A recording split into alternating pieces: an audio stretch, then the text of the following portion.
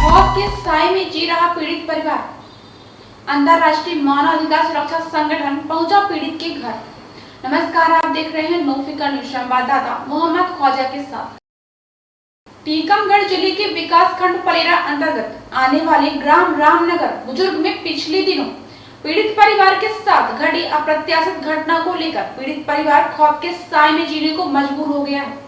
जब पुलिस अधिकारियों ने नहीं सुनी पीड़ित की फरियाद, तो अंतर्राष्ट्रीय मानवाधिकार सुरक्षा संगठन के प्रदेश प्रमुख सचिव राम रतन दीक्षित एवं जिला कार्यकारी अध्यक्ष विश्वकर्मा जी ने रामनगर जाकर पीड़ित परिवार की सुधि लेते हुए उसके साथ घटी अप्रत्याशित घटना की संपूर्ण जानकारी ली और परिवारजनों को भरोसा दिया कि शीघ्र ही घटना के संबंध में पुलिस महानिदेशक एवं प्रदेश की यशस्वी मुख्यमंत्री डॉक्टर मोहन यादव को पत्र लिखकर न्याय दिलाने के लिए संगठन पीड़ित परिवार के साथ रहेगा।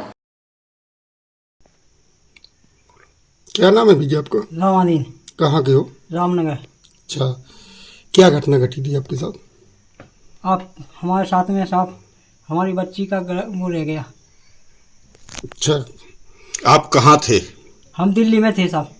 क्या करते दिल्ली में? मजदूरी करते साहब। बोलो। आपको कैसे पता चला, कब पता चला? हम जैसे दिल्ली से आए घर पे तो मेरी घरवाली ने बताया मुझे। तो मेरी लड़की की शादी थी तो मैंने किसी को हल्ला नहीं किया। जब मेरी लड़की की शादी हो गई उसके बाद में मैंने किसी को बताया। उसी दिन मैं थाने जाकर के और रिपोर्ट की। कितने दिन पहले की घटना है? जी, घटना तो साहब मेरे को इतना अंदाज नहीं है। मैं दिल्ली गया था। तो आप कहाँ कहाँ गए फिर साहब थाने गए हम। थाने में रिपोर्ट की। वहाँ से लड़की की तबीयत ख़राब थी तो मैडम ने बोला हॉस्पिटल इसको दवाई करवाओ। तो साहब हम दवाई करवाने गए टीकमगढ़ में। फिर वहाँ से लौटे तो फिर हमने वहाँ पक्की रिपोर्ट की। अच्छा, फिर क्या हुआ इसके बाद? फिर वे बोले कि 3 महीना के बाद आएगी जांच, तब उसका केस चलेगा आगे को। अच्छा, कौन बोला? मैडम बोली। अच्छा, मैडम कौन? मैडम टीआई साहब। अच्छा, फिर इसके आगे क्या हुआ? इसके आगे फिर हम यहाँ सो रहे थे तो 9 बजे रात के मैडम और 4-5 पुलिस वाले आए यहाँ पे। बोले तुम्हारा नोटिस आ गया और तुमको जतारा जाना है, अपना नोटिस पकड़ो। तो हमने सब उसको अंधेरा था, लाइट नहीं थी, तो हमने उसको देखा नहीं, समझा नहीं। हमने बोला कि जी हमको नोटिस दे रही। उनने हमसे दस्तखत करवा ले, नोटिस दिया नहीं। बोली चल पलेरा आ जाइयो, पलेरा में नोटिस मिलेगा, वहीं से जतारा चलेंगे। तो हम बोले, हमने बोला कल लाना है कि परसों? वे बोले परसों आना है। हम परसों गए साहब। परसों गए तो वहाँ थाने में हमने पूछा कहाँ है मैडम?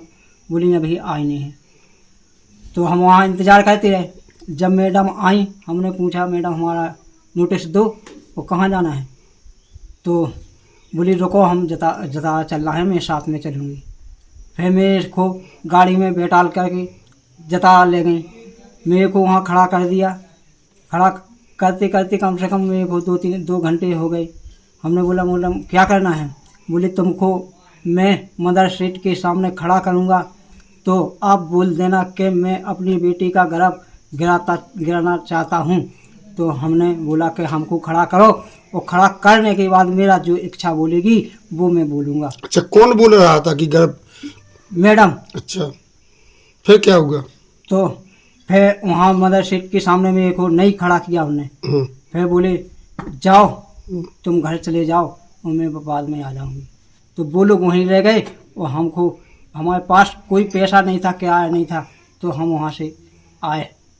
घर पे आए तो दूसरा दिन फिर पुलिस यहाँ, हम मेरा घरवाली मजदूरी करने गई थी, मैं यहाँ पे था। तो पुलिस वाले आए, बोले तुमको थाने चलना है। हमने बोला हम कल गए थे, आज काहे के लिए जाना है? बोले नहीं, रिपोर्ट डालने के लिए तो तैयार हो जाते हो और जाने के लिए क्यों नहीं जाना है?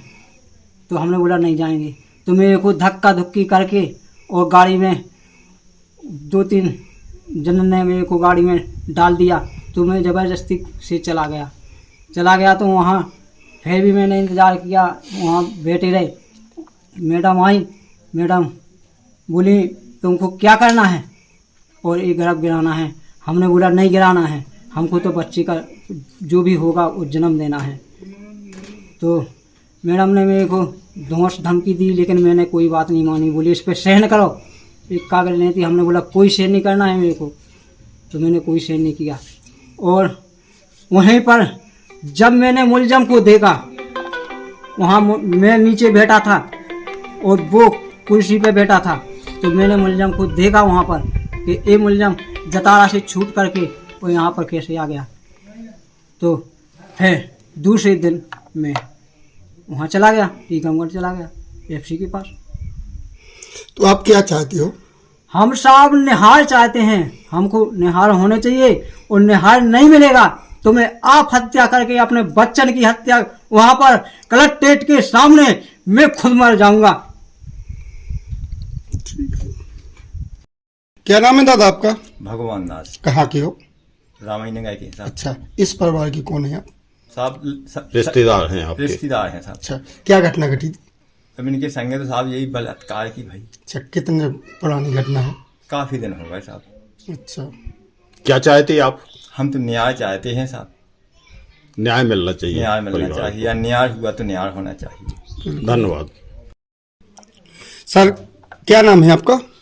मैं अंतर्राष्ट्रीय मानवाधिकार सुरक्षा संगठन का प्रांतीय प्रमुख सचिव भोपाल से हूँ। मुझे यहाँ टीकमगढ़ जिले के पलेरा तहसील के रामनगर की एक गंभीर घटना है, जिसमें एक घटना घटी है कि इनके परिवारजन रामदीन वगैरह दिल्ली में काम करने के लिए गए थे। वो बच्चों के को यहीं छोड़ गए थे, क्योंकि बच्ची अर्ध विक्षेपित भी है थोड़ा, उसमें माने पढ़ी लिखी ना होने के कारण, और वो मजदूरी के लिए आई थी। पढ़ी लिखी ना होने के कारण वो थोड़ा सा अपना स्पष्ट नहीं बोल पा रही है, परंतु उसके साथ जो दुष्कर्म हुआ है वो एक महिला जगत के लिए, एक मातृशक्ति के लिए, एक जो हमारा शासन प्रशासन कहता है बेटी बचाओ बेटी पढ़ाओ, उसके विपरीत कार्य हो रहा है। आज गांव में देखने को मिला कि वास्तव में स्वतंत्रता के इतने बाद भी गांव कितना पिछड़ा हुआ है, कितना भयभीत हुआ है। शासन प्रशासन के पास उसने गुहार लगाई, सुना गया, उसने बताया कि वो पलेरा में गया, TI के पास जो फरियादी था वो नीचे बैठा हुआ था, और जिसने क्राइम किया है वो उनके साथ उनके पास कुर्सी पर बैठा हुआ है। ये मानवाधिकार के लिए एक सोचनीय विषय है कि किस प्रकार से हमारा थाना, हमारा प्रशासन निर्दोष को तो नीचे बैठा ले हुए है, उसकी कोई सुन नहीं रहा। जब पलेरा में नहीं सुनी गई तो वो SP कार्यालय में गया और वहाँ पर उसने अपनी फरियाद सुनाई। SP ऑफिस में उसकी बात सुनी गई, और मैं तो महिला आयोग शोभा ओझा से भी विनय करूँगा, पत्र भी लिखूँगा, उनसे मिलने का समय मिलेगा तो उनसे के पास जाऊँगा कि आप एक महिला होते हुए एक पीड़ित महिला की पुकार किस प्रकार से सुनती हैं और किस प्रकार से उसको न्याय दिलाती हैं। आज उस गरीब आदमी के यहाँ आया मैं, जब यहाँ पर उसके घर पर तो ताला लगा हुआ था, वो डर के मारे किसी दूसरे घर में छिपा हुआ था।